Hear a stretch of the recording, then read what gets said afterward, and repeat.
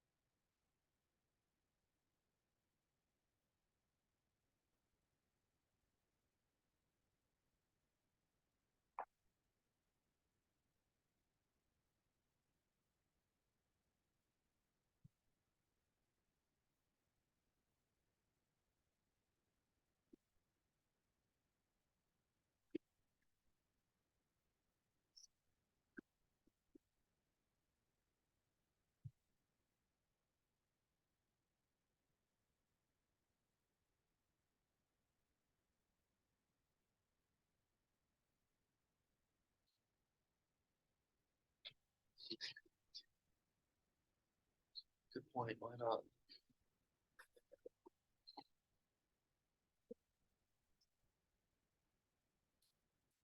All right. So the quote yesterday we talked a little bit about with Rousseau.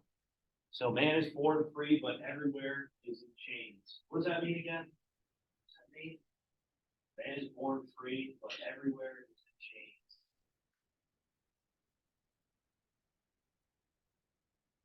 Anybody? Please? That's right. You read it. What? Read it. Did you write it? Yeah. I don't know. Yeah, you're on the right track. Oh, okay. So yeah, with this age of absolutism, these monarchs, right? They have full control. So these people that are born, obviously they have these freedoms, these liberties, and then depending where you're born in these countries, these nations, with these absolute monarchs, they control all power. So this age of enlightenment is really changing the game when it comes to political structure. It comes to the idea of what government should be and how it should reflect the values, the interests, the opinions of the people. All right, so we already talked about Thomas Hobbes. Remember? Yeah, what symbol did I tell you to draw by his name? Connor. A crown. Yeah, good job. Because he believed that people were corrupt, that they were evil, bad nature. And the only way to try to keep them in line is to have an absolute monarch, have this full control, this authoritative control. What book did you write? What book did you? Connor, okay, go ahead. Leviathan. Yeah, good job. Good job. He thought about a social contract as well, right? If anything, he kind of coined this term. And a social contract is that the people will give up all their freedoms, all their liberties, for the government to do what in return? Honesty. Just protection. That's it. Yeah, good job. Good job. Nothing else. And again, with Thomas Hobbes, he believes this absolute monarchy is essential to keep these bad nature, these evil people in line. John Locke. John Locke. What symbol I say for John Locke? Austin. A lock with what inside of it? He's locking in your freedoms, okay, life, liberty, and property. Good, good. So your freedoms, your liberties. Good. And with that, the government should do a little bit more when it comes to providing a social contract for you.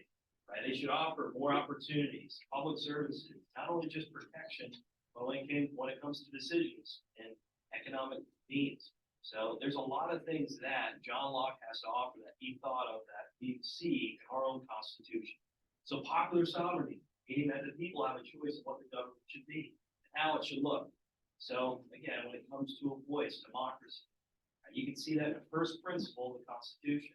Also, limited government, one of the other principles of the Constitution. So how the government should only act in the means of the people want.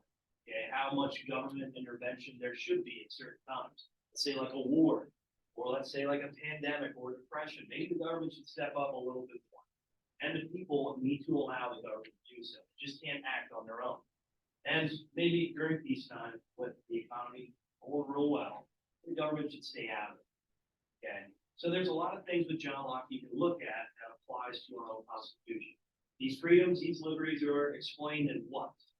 First 10 amendments of the Constitution, what's it called again? Connor? The Bill of Rights. Yep, good job. Good job. So that's important to note with John Locke. You can make the connections with our Constitution, with our government, off of his views. Founding fathers were taking these ideas from these things. All right, then we talked about Rousseau. How did I tell you to remember that name? What he had to offer. Do you have it? I don't know. Austin, you said it. Okay, through social contract. Yeah, good job. So again, a little bit more in detail when it comes to offering these opportunities, these freedoms, these liberties to the people, not just protection. So Locke and Rousseau are on the same page when it comes to this social contract. Right? Thomas Hobbes has a different view, right? So make sure you guys note that with Rousseau. His social contract's a little bit more detailed of what opportunities and what the government should offer to the people. And like I said, the biggest thing is that they can't infringe on your rights, your freedoms, your liberties. All right, and then we talked about Voltaire. Voltaire, what do we know about Voltaire? Parker, go ahead. Yeah, good job. So separation of church and state.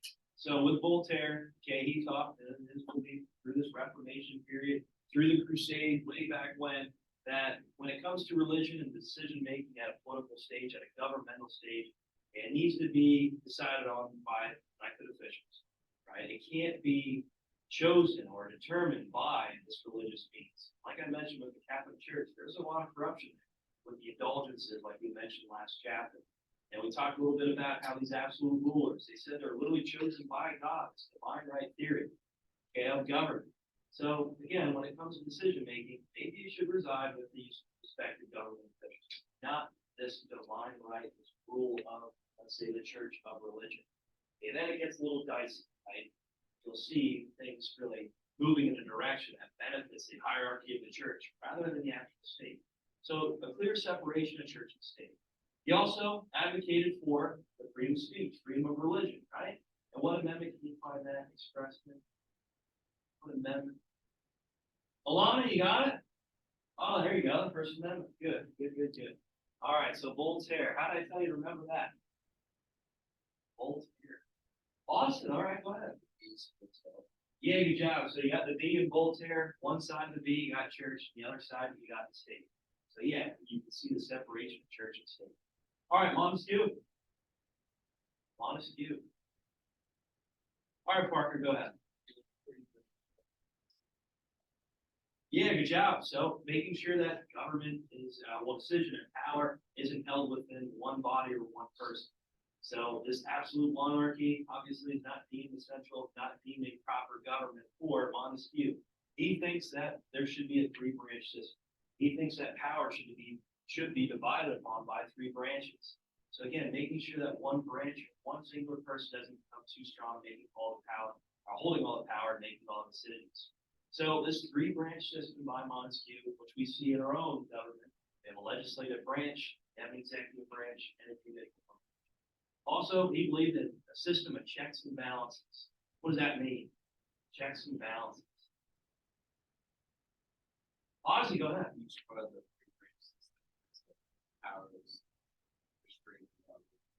Yeah, good job. So when it comes to these branches, they hold the power or keep the other branch in check. Right? So again, that one branch doesn't become too strong. And I think I talked about the bill into the law example, right? So as the legislative branch, they create the laws, right? They have a bill that maybe they see necessary for society, and then who signs off on it? Or who can veto it? Go ahead, Ozzy. Yeah, the president, executive branch, good job. And then let's say he vetoes it, it goes back to legislative branch. One thing to note for the legislative branch, though, that they can override the veto. So yeah, you can say that maybe Article 1 legislative branch is a little bit more, holds a little bit more power because these are elected officials. But then who has somewhat of the final say? They deem these policies, these laws as constitutional. Who deems that? Go ahead. Judicial branch. Yeah, good job. So we know it's the Supreme Court. All right, is there any questions here on these enlightenment thinkers? Montesquieu, how did I tell you to remember? And his views with his name, go ahead. Yeah, Montesquieu, three-branch system, easy way to remember. All right. You weren't here yesterday, here. All right, anyway. So, yeah, these enlightenment thinkers, hopefully you maybe started thinking about who you're going to choose to research for your project. Shh. Thinking about your enlightenment thinkers. Look at that. Wow. Unbelievable. All right, so here are your terms for today. I'll give you a little bit of time here towards the end of class to work on your assignment. I'm debating it. I don't know. It depends how today goes. Yeah, probably. No, I'm just joking. Depending on how today goes, giving you a little bit of time to work on class. Maybe tomorrow, I'll give you the whole day after current events and after the bell ringer, obviously. So we'll see. So current events, bell ringer, and then let you work on your assignment. When are the presentations? Well, why is that? Yeah, Monday, right? Yeah, okay, good. All right, so make sure you guys remember, these presentations will be Monday, okay? If they carry over to Tuesday, so be it. It is what it is. I mean, we'll see. Wednesday, we know, is a half day. So whoever's chosen for current events next week will start. That might say, oh, geez. No, we won't do current events. We'll just, What? You got bailed out. What do you mean? It's a half day. No. No, you don't want it. You Since she's It's a half day.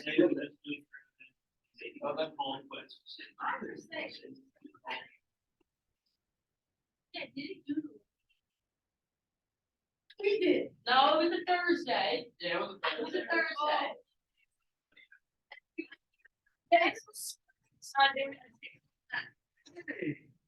Hey. Or sorry, vocab, vocab. Yeah, No fighting, no fighting. Vocab. But who? You. Anybody? Just got here. Hey, fine. We don't fight.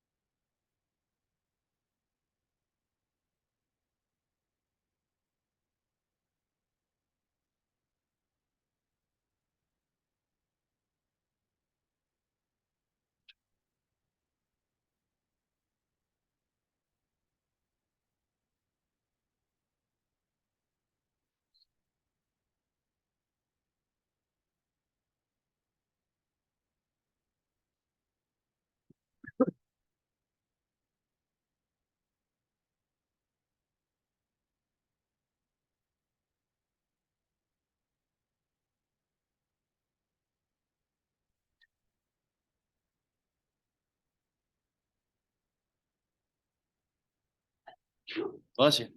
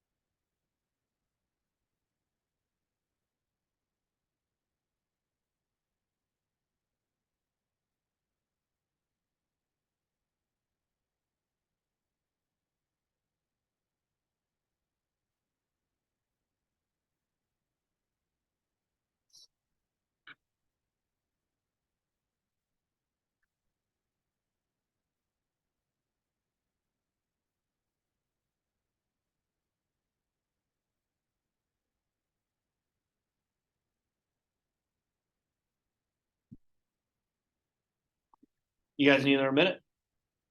Okay, no problem.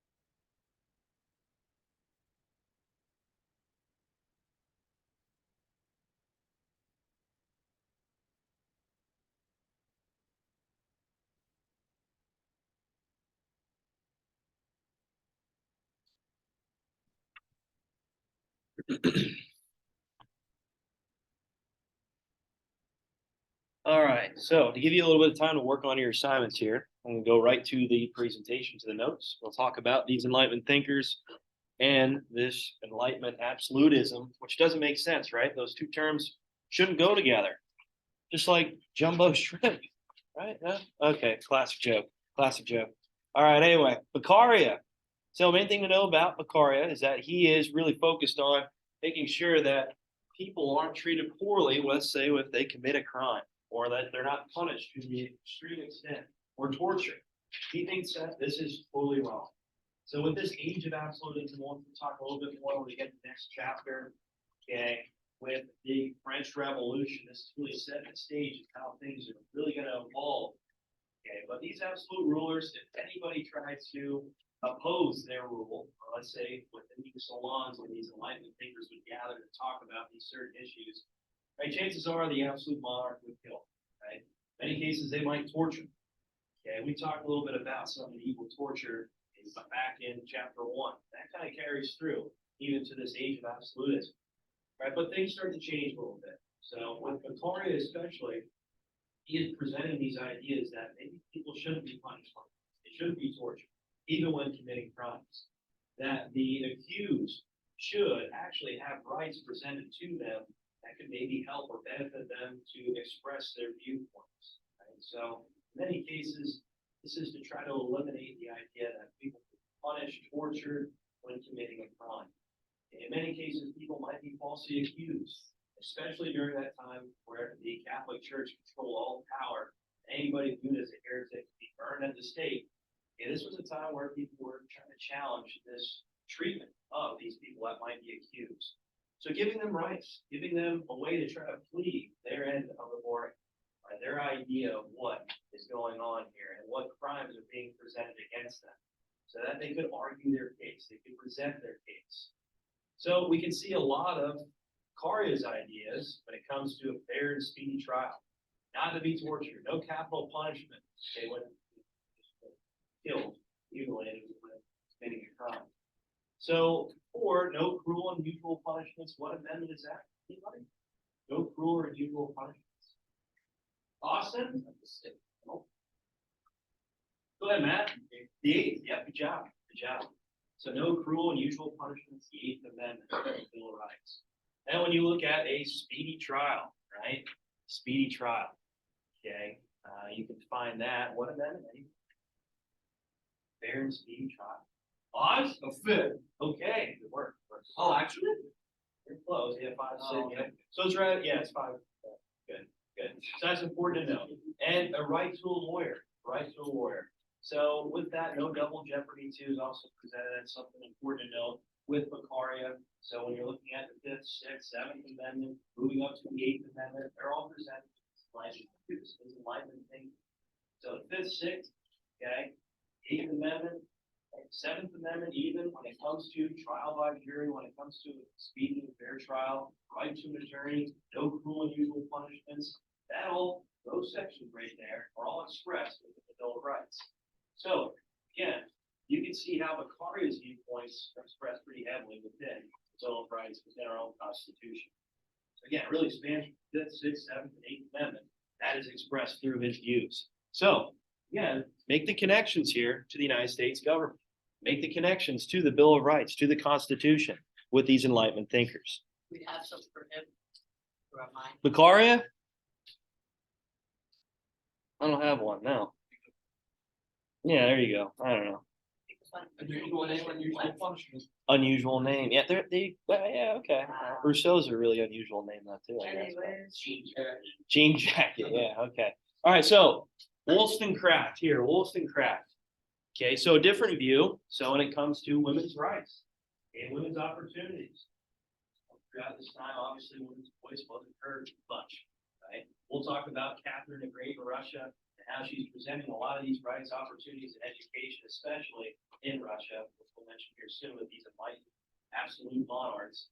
But with Wollstonecraft, she is discussing a lot with women's rights and opportunities and education, especially. We all know that men were the only ones that received these rights and opportunities. And all the way up into America's history in the 1900s, when the What Amendment, women's suffrage was passed. What was that? Women's suffrage, women's right to vote. Parker? No, what? You think we were in the middle of the No, night? sorry. Sorry, not right. What am I? No. So I feel like it's like the 22nd. No. The 17th. No. The 17th. No. I know. What? What is going on here? It's the 19th. 19th Amendment. Yeah, the show's closed. Wow.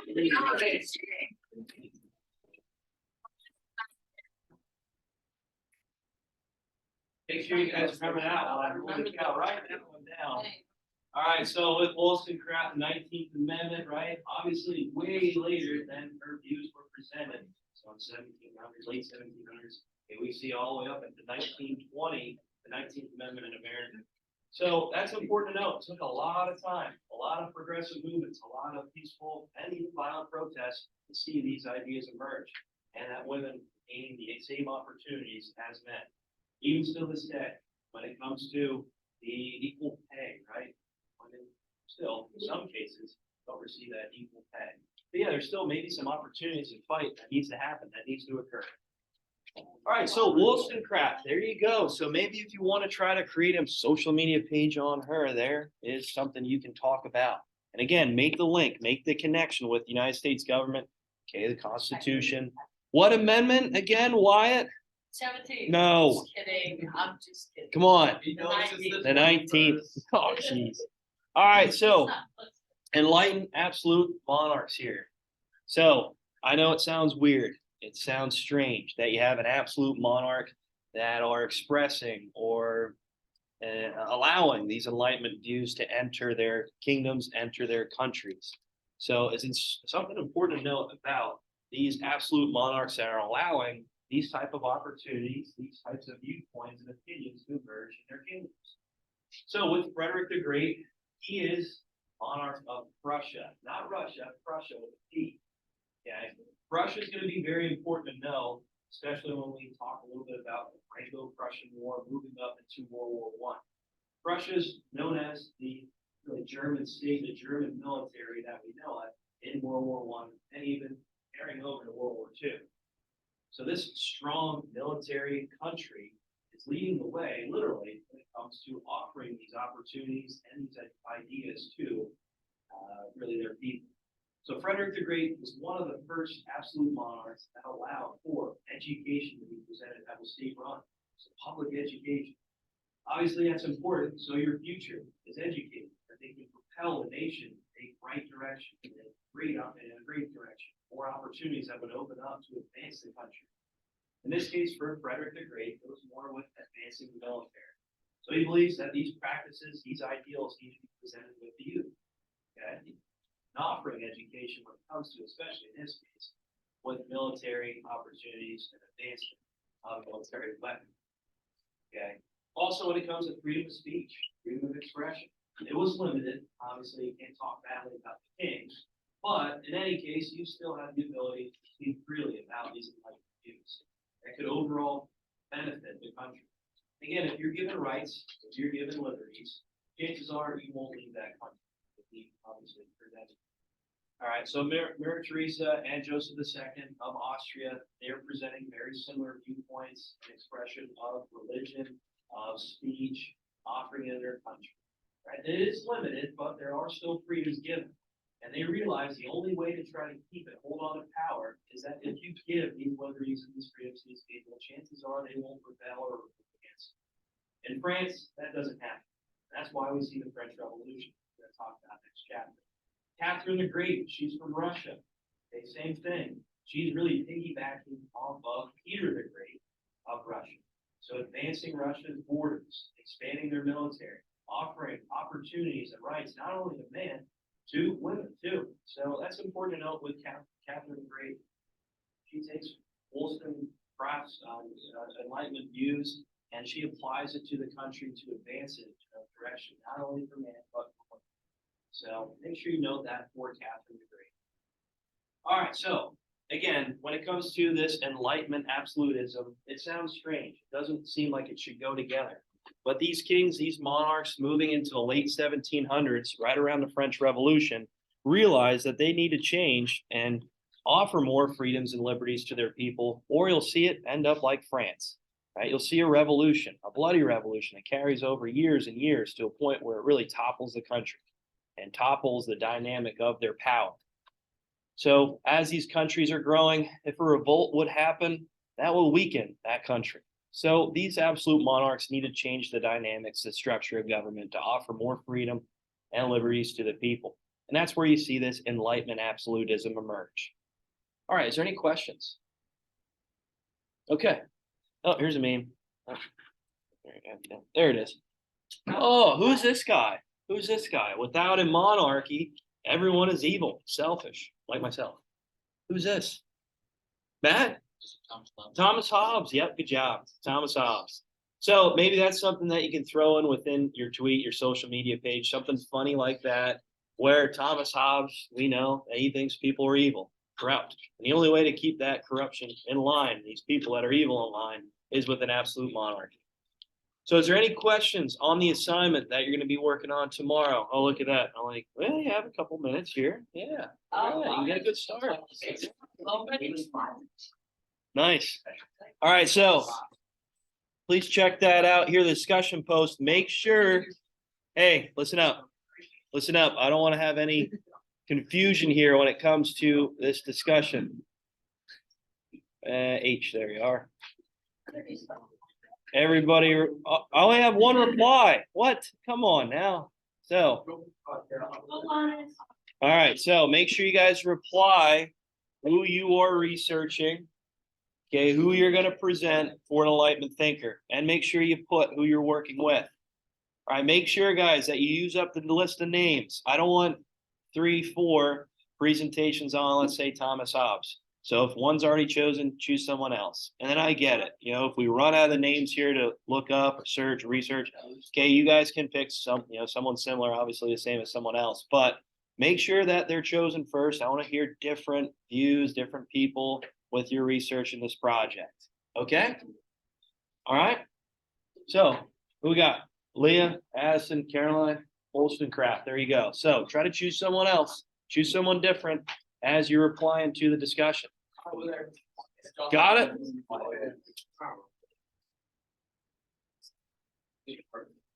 Bro, we have 317 votes. Okay, there's more here. Nice. Ozzy, don't put me in. Ozzy don't have a partner. Okay. Who are we doing?